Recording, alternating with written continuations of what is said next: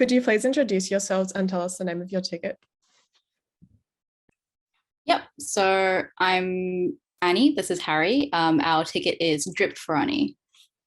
And is that, yeah, that's an introduction. What is your vision for Anie?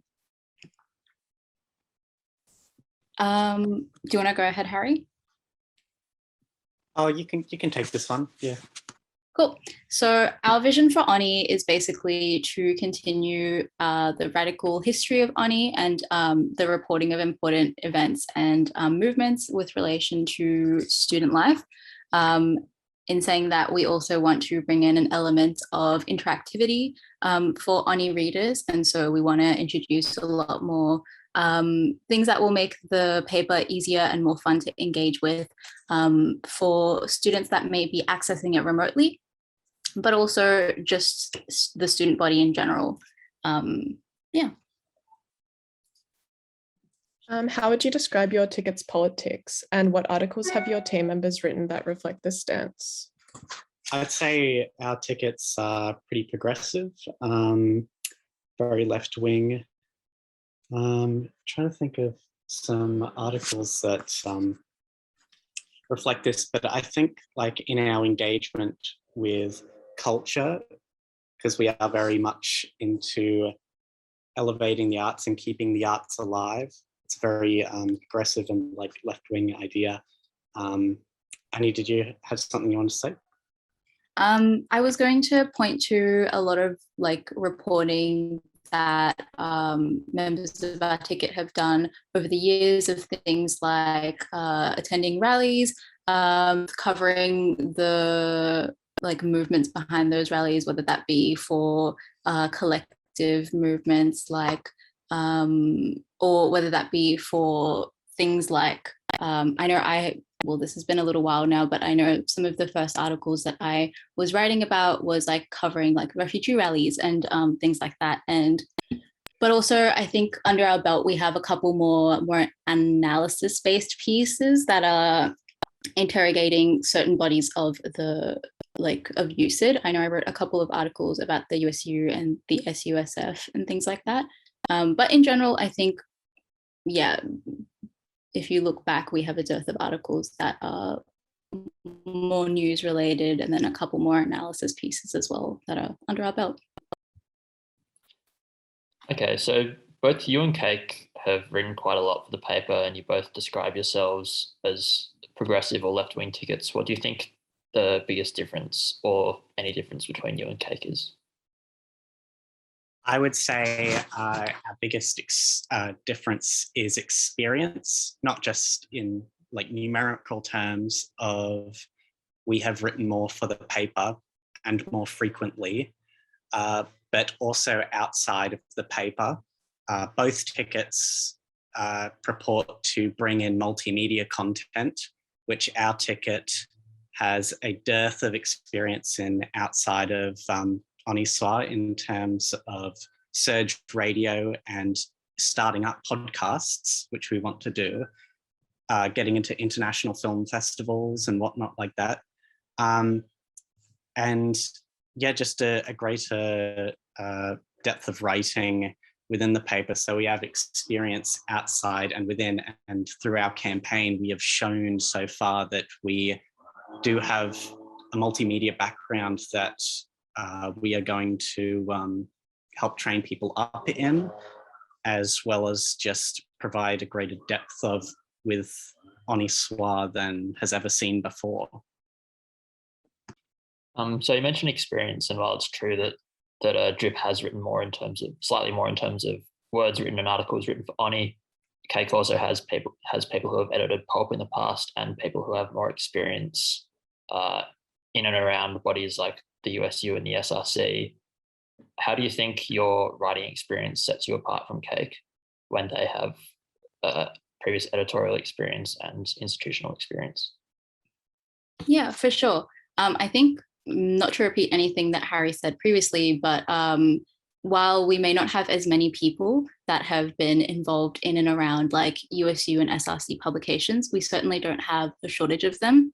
We do have people that have been involved in those publications as well. But in addressing that, I think the way our experience is that it's in a lot of areas that are outside of uni publications, which is kind of addressing more of the fact that a big part of our policy is to incorporate things like, not to echo the same words, but multimedia content in. And I think insofar as writing for publications goes, or creating content for publications, we do have a lot of people that come from like more creative backgrounds that have made content for other uni publications, such as Surge is the big one that comes to mind. But also in saying that, we follow USU and SRC like content through Anie and other mediums, and we have been for a little while now. So I think that would be able to kind of account for the lack of experience we might have around those bodies.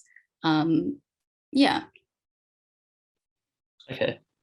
And who do you think Anie's audience is, and who do you think that it should aspire to be to? We believe that Anie's audience is very much within people who are interested in politics and the arts.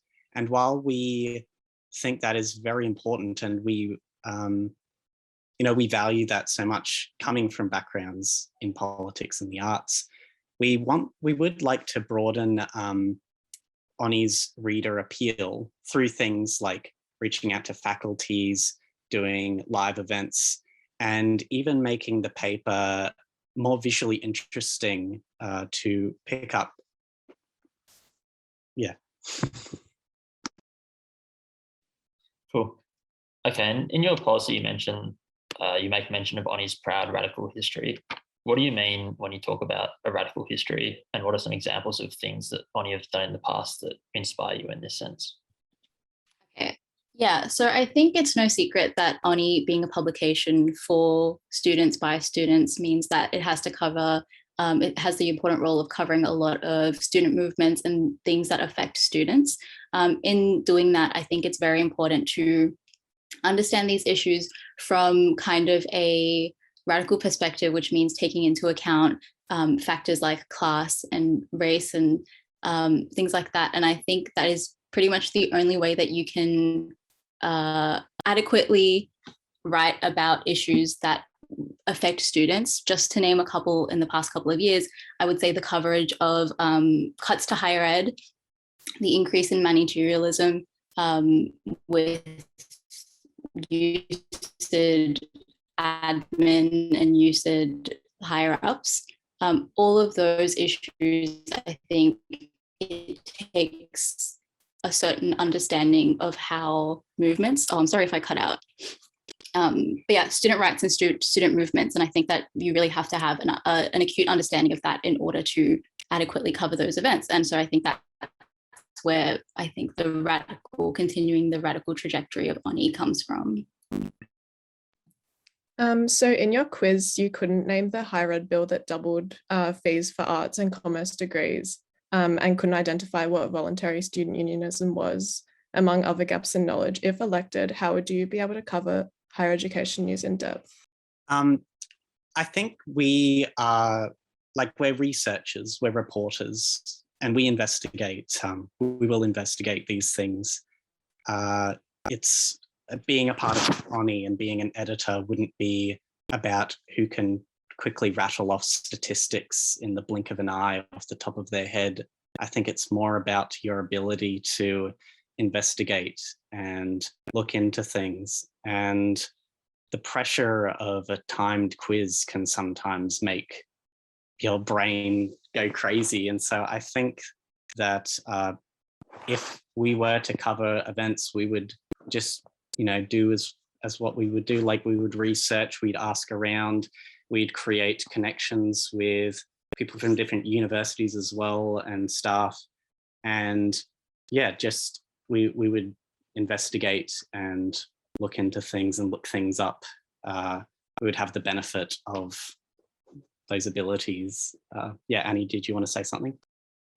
Yeah, I also just wanted to point out that a lot of the gaps in knowledge that the quiz may have indicated, although I don't deny that there are gaps in knowledge, I think a lot of the things that were asked, we broadly knew the movements or the like we had an understanding of the topic that the question was asking us about. For example, I understand the repercussions of the bill that initiated the cuts to higher ed courses, whilst I may not know the name of it off by heart. But I think like in saying that, like I think we do have quite a good understanding across our ticket of a lot of the issues that we would need to be familiar with, both current and historical, that would give context to our coverage of student issues.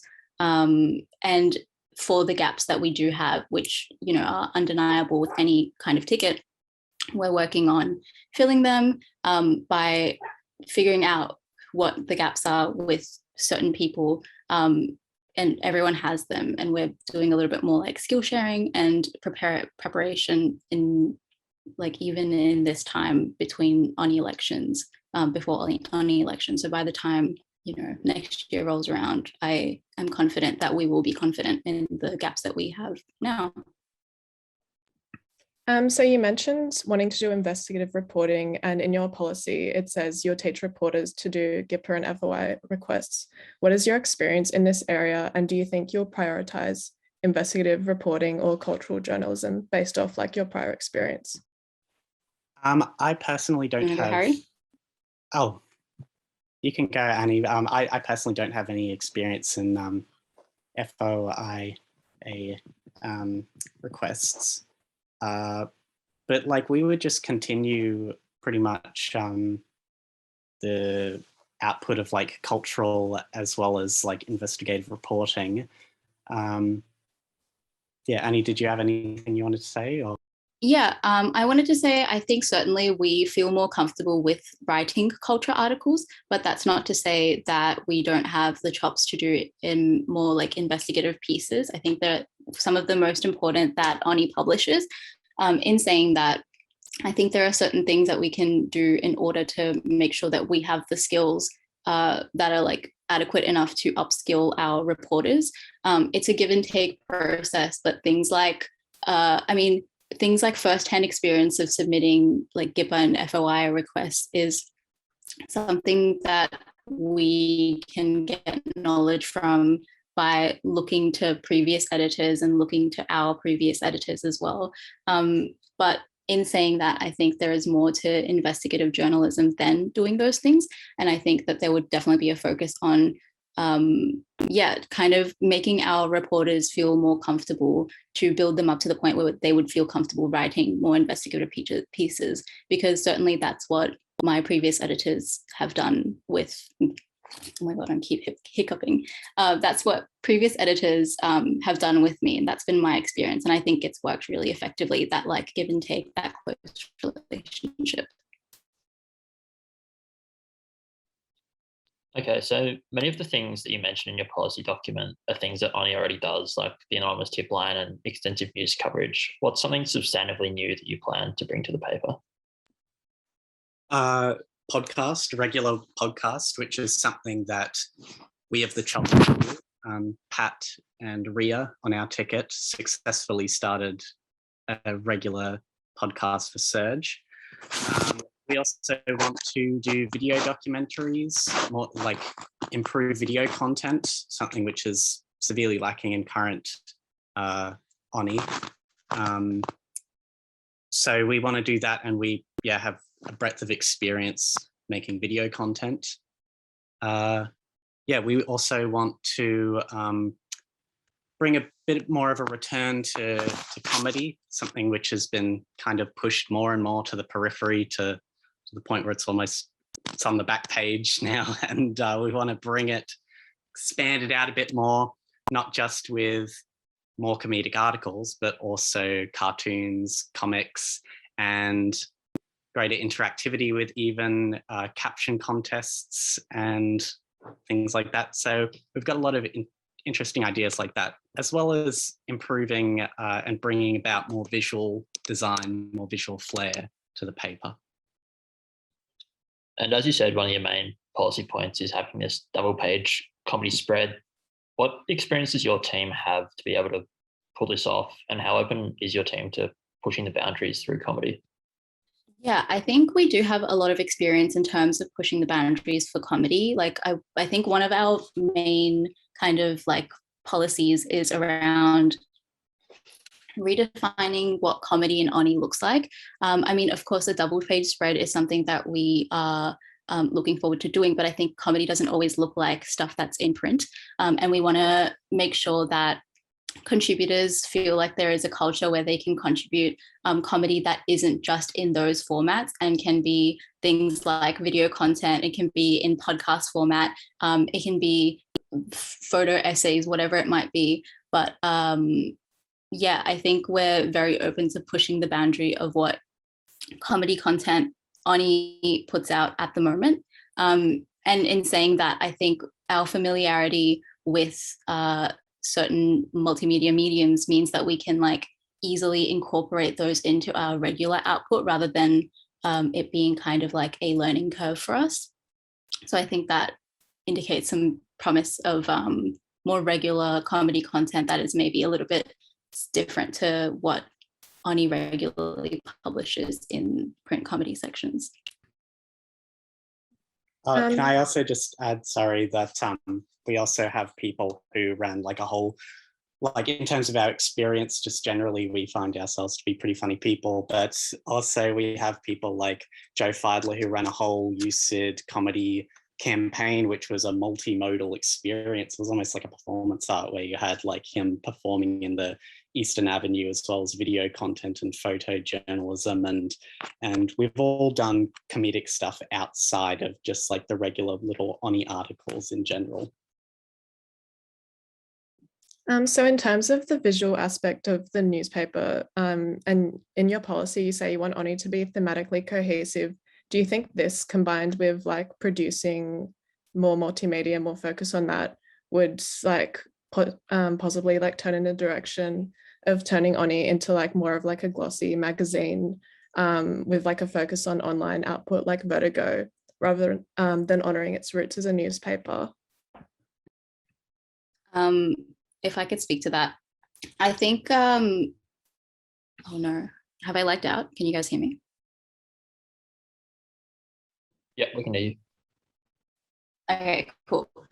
I think with regards to that, our vision for the multimedia content for Anie is not so much that we move away from the print or we move away from what is traditionally a newspaper, but I believe that there are aspects of the content that's already being produced that if we take into account while we're like still in the building block stages, while we're still accepting pitches and reaching out to contributors for pieces, if we take into account how those could be translated across different mediums, whether that could be like, it could be something as small as like a playlist that could accompany a piece, or something else that could be posted about it that would kind of condense its meaning into like an Instagram post or something that could be, shared easily. I think there are certain ways that we can incorporate that with the content that Anie usually produces that would kind of enhance the experience of Anie as a whole, rather than turning it away from what is traditionally a student newspaper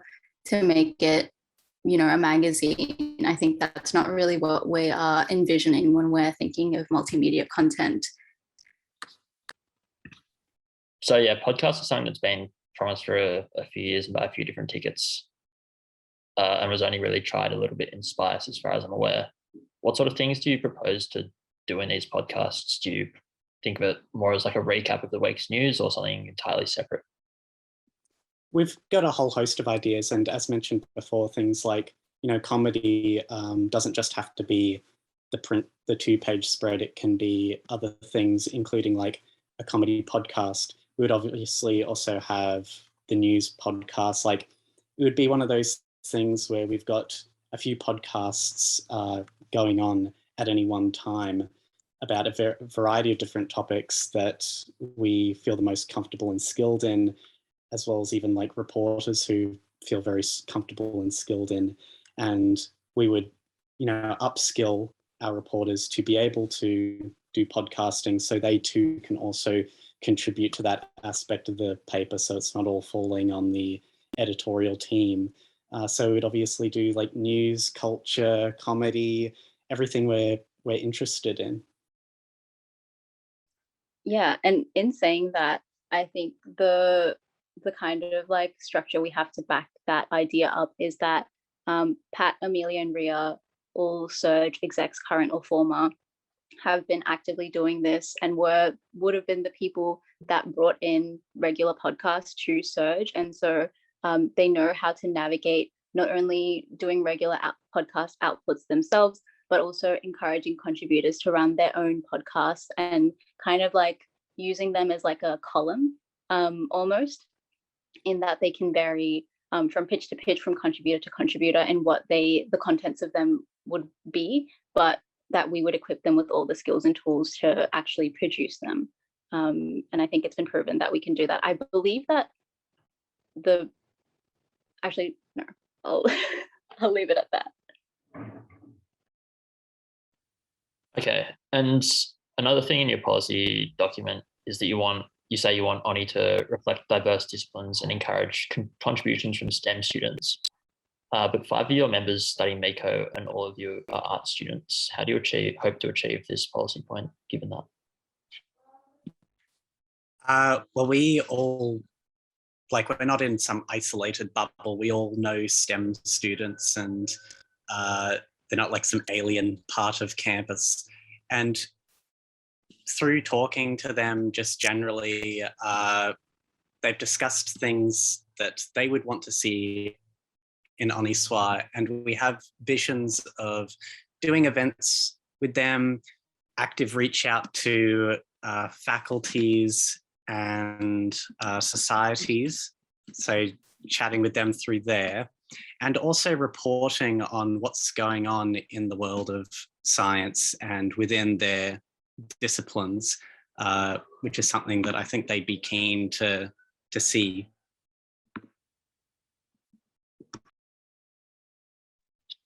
Okay, and another point is that you emphasize news writing in your policy statement. However, the bulk of your tickets experience has been in culture writing. Are you satisfied that you'll have the requisite experience when combined with some gaps in institutional knowledge to be able to run the news operation?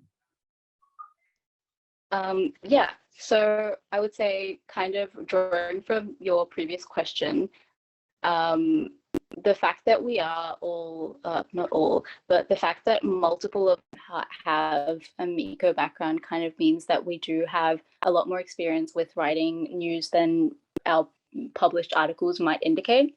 But also in saying that, I think news is some of the most accessible writing that writers can kind of upskill themselves with. And so it's not so difficult to kind of bring everyone up to par with news writing skills. And not only that, but to kind of bring in a focus on upskilling a lot more newer writers into writing news as well. Because I know from personal experience, it was some of the like quick news writing opportunities for different publications that got me writing more often. And so encouraging that as like a first step for writers as well would twofold take on news writing between contributors and editors. So one of your members is a first year and 4 in their second year. Do you feel confident that as a younger ticket, you have like a strong enough understanding of the recent history of student politics to do election coverage? Again, you know, all that info can be found out through the proper sources. But also, despite the fact that we have a first year on our ticket, she has written more than anyone on their ticket in only her first semester being here, which is pretty awesome. And she is very, very keen on writing, as we all are. We're all very keen. Like, we wouldn't be submitting so often if we weren't interested in editing the paper and upskilling ourselves in the areas that are necessary. Yeah, did you want to add anything onto that, Anie, or? Yeah, I wanted to say that,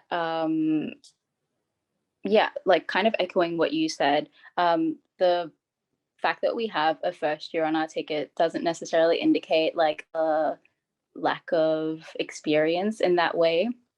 Ariana has been writing not only just for Anie, but a lot for Anie as well. And I think that beyond that as well, the younger members of our ticket are very keen to learn. And even if they haven't been writing as often for Anie as Ariana might have, they are very involved with student life, whether that be one way or another, whether that be through clubs and societies or getting involved with USU campaigns or whatever aspect of student life they feel most passionate about. And so I think that to that point, it kind of works to an advantage towards us because we do have a lot more people that are connected to like a younger audience, which I think maybe Anie fails to fully draw upon when tickets are all kind of from the same faction, same kind of part of their degree, you know, things like that. So I think, yeah, it works to our advantage that we can diversify our audience that way.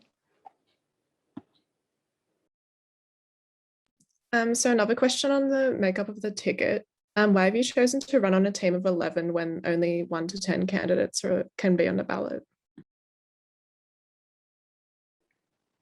If I may speak on that, I believe that it is not uncommon to have 11 candidates. From what I understand, even though only 10 of us can be on the ballot, 11 people can edit Honi Soit. I may be wrong in saying that, but I'm fairly sure that I'm correct. And so we had a discussion as to, you know, if we wanted, like if there was anyone who opposed not being on the ballot itself, which we came to the conclusion that no one really minded being left off. And so all 11 of us are, you know, going to edit as equals, but only 10 of us will be on the ballot, which is just the way that things go. So if a situation arose where there were substantial disagreements over a political stance or an editorial decision, do you have any plans on how you'd go about resolving those differences? So we sort of decided that we would probably do like a majority vote in situations like that. So most likely, if we had a majority of 8, a decision would probably go through. If someone was being particularly stubborn in their decision or unwavering in their decision, we would probably go more into a discussion as to specific issues and work it out through meetings. Almost all of our meetings, as just a general ticket, we haven't really had many disagreements. There might be like 1 or 2 things where there might be a difference of opinion in an item, but that particular thing doesn't go through until everyone on the ticket is happy with it. That's how we've done it so far. We've done votes and it depends on like the majority, but then we discuss it more and more, and everything that's been put out has been agreed upon as a whole. Anie, did you have your hand up? Yeah, just to kind of expand on that a little bit, I know there are certain things where political disagreements can be very personal to people. And I think that in our discussions beforehand, we have kind of come to a place where we all agree on the fundamental principles of our politics and how they kind of intersect with reporting for Anie. Of course, we can't predict all of the issues that may arise from, you know, things that happen throughout the year. But in saying that, there is a very big importance like placed on making sure that if there are political disagreements in that way, that it's not just put to a vote and put to rest. Like that may be how we make decision making, but I think that's not necessarily how the dynamic of our group, you know, like operates. I think we really do have good communication and that we hear each other out. We're on the same page. We want the same thing for the paper, and we have very clear visions as to how we want to get there. And so, yeah, I think operating with like compassion and understanding, but also, you know, like coming from a place where everyone is of equal standing, those two work quite well together, hand in hand. So in your policy, you say you have a strong progressive background. Progressive can mean anything from like the center right to left, and it's like become a bit of a buzzword. What does it mean for you, and what makes your background strong? I think we're all like quite left wing, and we all have had experience going to protests and writing politically like charged material that is like very left wing. We use the word progressive, but like we are very left wing as a ticket. Yeah, we've attended protests, like just because we might not be photographed at like a particular protest or whatnot doesn't mean we haven't been attending them for years, discussing these ideas and thinking about them. Annie, did you have something to add to that, or? Yeah, I was also going to say, like, yeah, I understand, like, progressive can be a bit of a buzzword. It can be like a bit of a word that people use to cop out of actually like talking about their politics. I would say, like, once again, echoing what Harry said, we're pretty left-wing, radical. I would say in terms of a strong progressive background, it doesn't necessarily, like Harry said, look like being like an activist organizer, which I think is the experience that a lot of people can point to when saying that they have a strong progressive background. But in saying that, we have two, current or past ethnocultural officers. We have people who are, studying politics and are clearly reporting on issues that matter to them in a way that reflects their political background.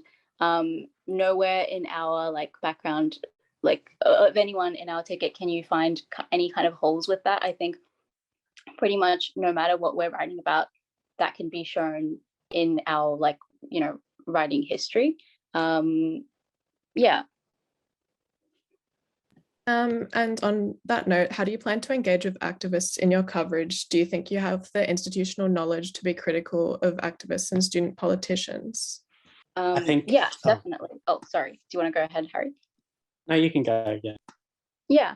I was going to say that even though we may not be in a lot of activist spaces ourselves, I mean, it may be a smaller majority of the ticket being involved with things like USU and SRC than the majority. We're clearly like aptly aware of these things. They seep into every aspect of uni life, things like which like kind of faction has SRC majority trickles down into how student activism operates throughout the entire year. And so in saying that, I believe we do have connections to a good amount of activists in those networks, and saying like multiple of us have backgrounds where we've been involved with collectives for years, that we're like aptly aware of the people in and around those circles and the people that are most important to doing those, carrying out those activist duties on campus and sustaining student activism around the issues that matter. Yeah, I would say that we do have adequate connections and understanding of those spheres to report on them. Yeah, just on that point about activism, do you think that Anie has a duty to generally be supportive of activists and activist movements, or are you open to being critical?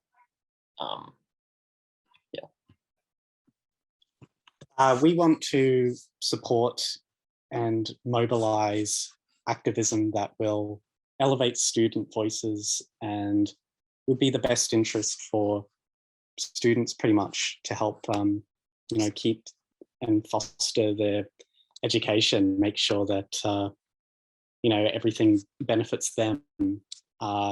We would be critical, obviously, of any activist organizations and factions that are doing any dodgy stuff and are advocating for the wrong things or the things that would not be a benefit for the larger student population, but also marginalized groups as well.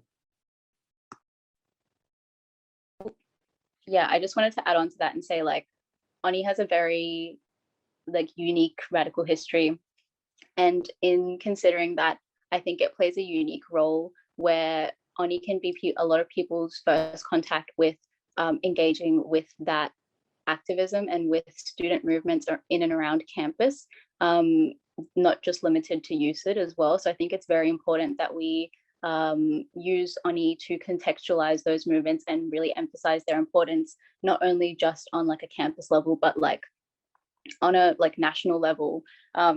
Fundamentally, I think it is Anie's right to kind of like hold accountable not only, the usual suspects, but like kind of like play into and cover the theatrics of what can be student activism as well, and all of the things that affect it. And I think that not only are we well equipped to cover student activism, but I think we're also well equipped to cover the latter.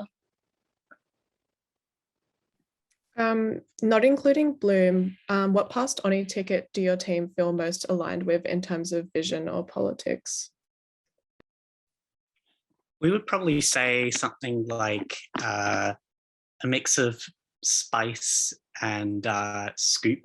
We really loved the visual design and layout of Spice's ticket when they were running Anie. But we also really enjoyed the Scoop's push into the like the new digital age, pretty much, with the new website and whatnot. So we'd probably say like a mix of the both of them. I'd say maybe leaning a little bit more towards Scoop, but both are just as equally like inspiring towards us. I mean, yeah. Yeah, I wanted to add on to that. Maybe this is like more personal than for the ticket, but I thought like for me personally, Spice was one of the most inspiring tickets because I really resonated with their editorial vision and their commitment to that vision throughout the entirety of all of their editions of Honi Soit. I thought like their collective voice really, it really shone through all Honi Soit editions. And that was the year of Anie that I think got me very invested in Anie itself and like sparked my love of Anie. So yeah. Yeah, same here. That was the first time I ever picked up an edition of Anie was with Spice. Sure. So, sure. So, Anie is a commitment that requires almost constant attention. Are members of your ticket willing to reduce study loads and whatnot to give attention to Anie next year? Yeah, definitely. Like it is pretty much a full-time unpaid job, and I don't think that reality is lost on anyone. We all have different like financial situations and like time commitments, but we are willing to like reduce other commitments, like reducing uni load amongst other things, in order to clear out this whole year so we can reasonably focus on Honi Soit as a collective. Like it's not lost on anyone how big of a role it is and how little compensation you get for it in terms of time and money and things like that. So yeah, absolutely, we're on the same page with that. Cool. So last question, why should people vote for you over Cake?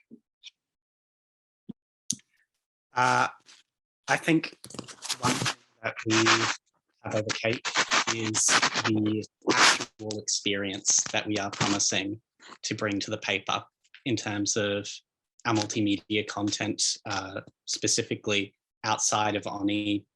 I've already mentioned it, starting podcasts, doing like making films, all this stuff. We have the experience that in the past Anie tickets have promised things like more multimedia, regular podcasts, and we have the goods to deliver it like we've delivered in the past.